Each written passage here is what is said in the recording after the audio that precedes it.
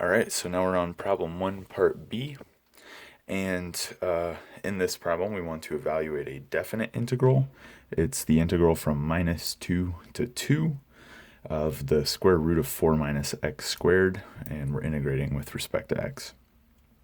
So we see that we have this integrand is the square root of 4 minus x squared, and this is exactly of the form square root a squared minus x squared, where a is equal to 2.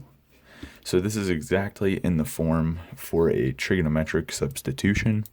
And the trigonometric substitution that we're going to use here is x equals a sine theta. Okay.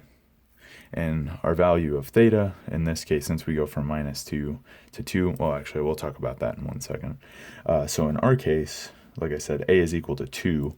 So really what we're using is 2 sine theta, right? And so now for our values of theta, to get sine to be equal to -1, so that 2 sine theta is equal to -2, we can take theta to be at -pi/2. So this is going to go from -pi/2.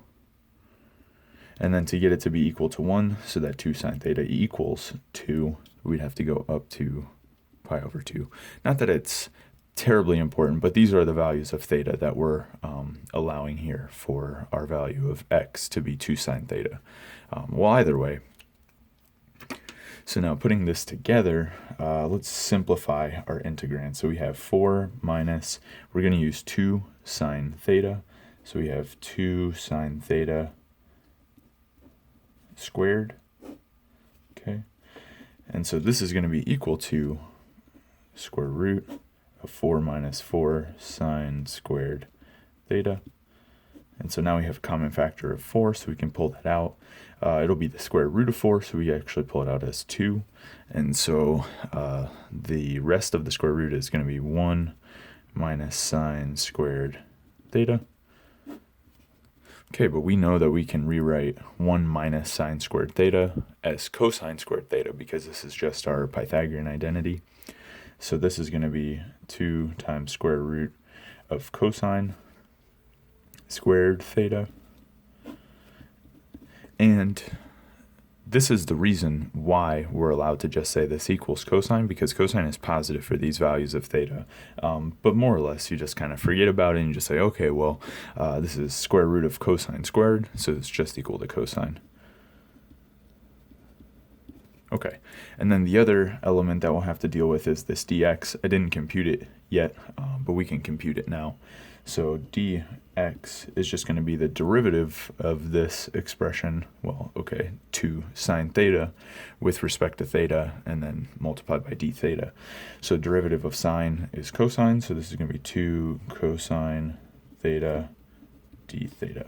So these are all of our elements for the integrand. So just go ahead and plug this stuff in. And so like I said, we know that for our values of theta are going to run between -pi/2 and +pi/2 to get us these values, -2 and +2 for x. So we can go ahead and switch our bounds of integration. For -2, we needed theta to equal -pi/2. For +2, we needed theta to equal pi/2. So I'll go ahead and switch my bounds of integration, and then I just don't need to look back to the old bounds. And so the integrand simplifies to 2 cosine theta. That's what we found in this calculation. And then dx is equal to 2 cosine theta d theta. So writing all of this out, we have 2 times 2 is 4, constant multiple. I can just pull it out front. This is -pi/2 to pi/2. This is cosine squared theta d theta. Okay, and so now we're trying to integrate cosine squared. And so this is cosine to some power, right? And the power happens to be 2 in this case, which is, very fortunate because we have some formulas to simplify this. And so we're going to use our half angle identity to simplify this cosine squared formula.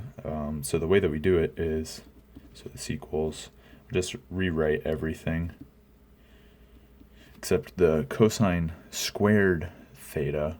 This is equal to 1/2 times 1 plus cosine 2 theta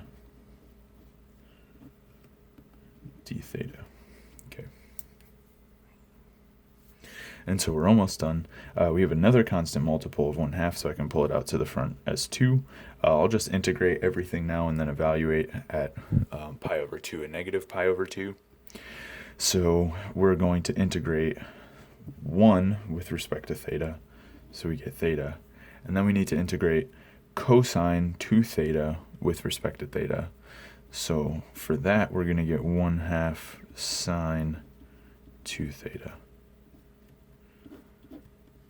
And then we're integrating from negative pi over 2 to pi over 2.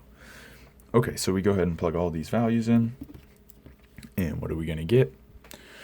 So, well, we still have a 2 out front. We're going to get pi over 2 when we plug in for theta. When we plug pi over 2 in for sine of 2 theta, we get sine of pi. Sine of pi is 0, so that gives us nothing. And then we're subtracting everything that we're getting for the value at negative pi over 2. So we get negative pi over 2 from theta. And then if you think about it, sine of 2 times negative pi over 2, so this is sine of negative pi, well, that equals sine of pi. It's just equal to 0. And so that's our entire integral right there. So this sum on the inside is going to be pi over 2 plus pi over 2 once we cancel the minus signs. And then we'll have pi on the inside and then multiply by 2 and we get 2 pi. All right, and that does it for part B.